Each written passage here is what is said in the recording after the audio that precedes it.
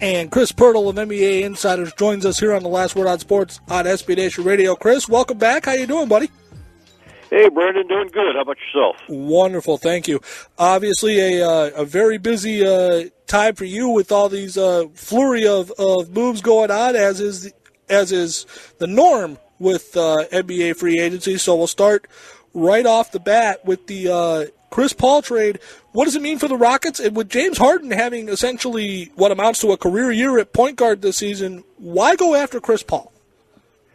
Well, Brandon, I must admit that's probably one of the first questions I asked myself when I got news of the trade.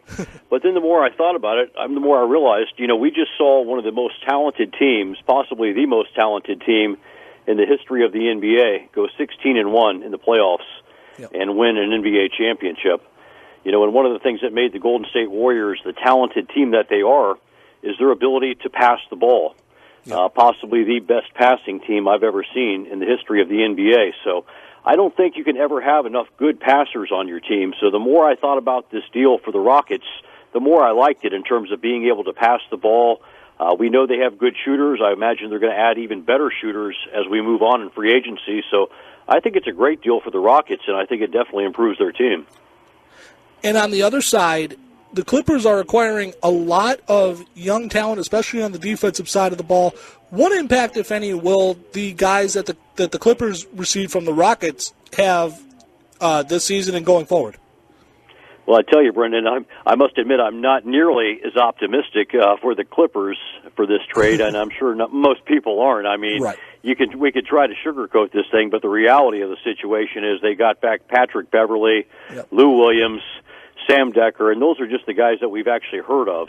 Right. So, unfortunately, the impact's not going to be that huge for Houston. For the Clippers. For whatever reason, they decided to acquire these players instead of letting Chris Paul walk, and sometimes I think maybe it would have just been better to have the cap space, but I'm sure that Jerry West and Doc Rivers have a better plan. But to answer your question, I don't think the acquisition of any of these players is really going to make a huge impact for the Clippers at all. Absolutely. And Chris Pirtle of NBA Insiders joining us here on The Last Word on Sports on SB Nation Radio. On the Paul George front, what made Paul George so attractive to Oklahoma City, even though with this move they might be possibly looking at some cap issues here coming up in the near future? Well, for OKC, you have to roll the dice. You're a team that has the MVP of the league, an MVP that is possibly an impending free agency next year if he decides to opt out of his contract. So you've got to do what you've got to do to bring somebody in to make this guy want to stay. And even though it's a guy that you may just be renting for a year, you have to do what you've got to do. It was about a year ago this time, Brandon, where they lost Kevin Garnett. And if you would have told this team after they lost Kevin Garnett, hey, within the next 12 months, you're going to have Paul George on your team, a guy that plays that same position, I think most Thunder fans and most executives with the Thunder would have loved that idea. So they had to roll the dice. They were obviously up against the wall, and I like the move. It obviously makes the Thunder contenders again, and it's going to be exciting to see this combination of Russell Westbrook and Paul George, no doubt about it. Well, Chris, every trade has two sides. What should Indiana expect out of Victor Oladipo, who essentially returns home, being the star of the Indiana Hoosiers that he was, and Domantas Sabonis? Yeah, well, funny you say that, Brandon. That's a great point because, I'm in Orlando, Florida, and every time I would watch the Magic go back to Indiana and play a game the past, well, not last year, obviously, because Oladipo wasn't here, but the previous 3 years, Oladipo has a huge following in Indiana. So the people in the Hoosier State love Oladipo. Let's remember, Victor Oladipo was the number 2 player taken in the draft just 4 years ago. So this is a guy that is approaching the prime of his career. The Thunder thought so much of him that they awarded him with a 4-year, $84 million extension right after the season began last year. So they obviously thought he was a good player. He's averaging around 17 points a game. So for the Pacers, I think this is a dream. You brought back somebody that is coming home, as you indicated, Brandon, and somebody who is into the prime of their career and somebody that's going to be under contract for the next 4 years, so they won't have to go through this free agency thing where somebody telling them that they're going to leave anytime soon because he's going to be there for a while. So I thought it was a great, unlike the Clippers-Rockets deal involving Chris Paul, I thought both teams actually came out smelling like a rose after this deal. Absolutely. And again, we're joined by Chris Pirtle of NBA Insiders here on The Last Word on Sports on SB Nation Radio. On the free agent side of the board now, Chris, who's the first notable free agent to sign now that Blake Griffin has re-upped with the Clippers, and where will that player sign? Well, I think the Boston Celtics are due to get somebody. So right. I want to say the next free agent has to sign in Boston just on default. I mean, if you're Boston and you're Danny Ainge, you didn't get Jimmy Butler, which I thought was a huge mistake. Obviously, now you're not going to get Paul George, so I would like to think for the Celtics' sake, they're going to get somebody.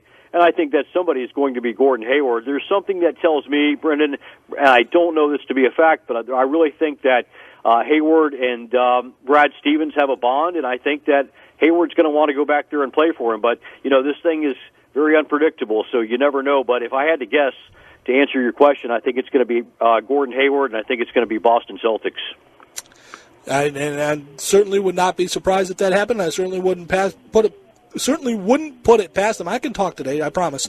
Certainly wouldn't put it past Boston either. And finally, Chris, we'll let you go on this question. Steph Curry becoming the first player in NBA history to sign a $200 million deal. Will this new deal hinder the Golden State Warriors' plans long term? No, I don't think it's going to hinder them in the grand scheme of things. They might not be able to re-sign players like Andre Iguodala, but this deal isn't going to hinder their ability to offer Kevin Durant a nice contract. Let's remember, when Kevin Durant signed with the Warriors this past offseason, he signed a 2-year deal for $54 million. Yep. However, the second year is an option, and I expect Durant to opt out of his contract. I'm actually surprised he hasn't already, but so they've saved enough money that they can re-sign Durant. You mentioned Steph Curry, and I mentioned this in the beginning of our segment, Brandon. The Golden State Warriors, the best passing team I've ever seen in the history of the NBA. Yeah. They had two guys in the top 12 in assists this year, Draymond Green at 9, and Steph Curry, the 12th in assists in the league this year. So I don't think it hinders their ability too much. They're going to lose some role players, but as far as keeping their core four together, they're going to be able to do that financially. Absolutely. Well, Chris, as always, appreciate the insight. Thank you so much. And, of course, some more hot and heavy NBA action to come as the offseason moves along. Thank you so much for joining us. Good to be with you, Brendan. Absolutely. And, again, that was Chris Pirtle. I got Chris Paul on the brain. Chris Pirtle of NBA Insiders joining us here on The Last Word on Sports on SB Nation Radio. Well, folks, there you have it. I pretty much agree with every single thing that Chris said. I think Boston, not so much Boston should come away with somebody. I think Boston needs to come away with somebody. If Boston wants to make a statement in the NBA's Eastern Conference, because there is no doubt that with these two trades of Chris Paul and Paul George, that the balance of power has shifted in the NBA from the Eastern Conference to the West. Boston needs to make a move, whether it's Paul Millsap, whether it's Gordon Hayward, whether it's a sign and trade to get Carmelo Anthony. Who knows? I don't think that's going to happen in 1,000 years. But again, the Celtics have the assets, and they've got the cap space somehow miraculously. They have the cap space. Isaiah Thomas still hasn't signed his extension yet, so who knows what's going to go on with that. But I think Boston needs to come away with somebody. And again, we mentioned Paul Millsap, we mentioned Gordon Hayward. There's still a lot of different avenues that Boston can go. I know Detroit, for example, is shopping Reggie Jackson and Andre Drummond. You can go that route. You can go, who knows if Boogie Cousins is going to stay in New Orleans. Anything can happen in the NBA. If Boston does not come away with anyone, I think Boston is going to have a very hard time keeping their head above water in the Eastern Conference championship race. I do believe that Indiana and Oklahoma City, this is probably the most even trade so far out of all the trades that have occurred in the NBA so far. Again, we mentioned Victor Oladipo has a cult following. Everywhere you go in Indiana, Victor Oladipo's name comes up at least once. Anywhere you go in Orlando, you hear Victor Oladipo's name. He is a nice player. He's going to average 16 points a night. He's probably going to be the starting point guard in Indiana now.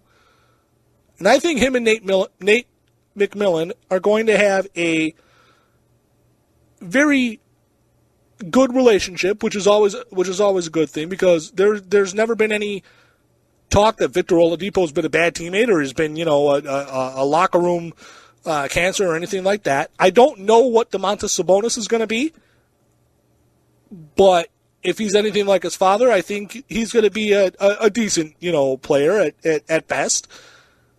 And again, as Chris mentioned, Paul George immediately elevates Oklahoma City's status to, hey, now we got a seat at the big boy table. All right, we're not sitting at the kids' table no more. All right, now not only are we sitting at the big boy table, but we're going to eat a piece of the steak too. So it's going to be an interesting matchup come the playoffs when San Antonio and Houston and Golden State and all duke it out to see who's going to end up with the big prize. I still think Golden State is still going to be the number one team coming out of the Western Conference, probably for the next 5 years. But now they have some more competition to deal with. And boy, do I love that. Coming up next, we're going to recap all the NBA trades and the winners and losers. Coming up next, you're listening to The Last Word on Sports on SB Nation Radio.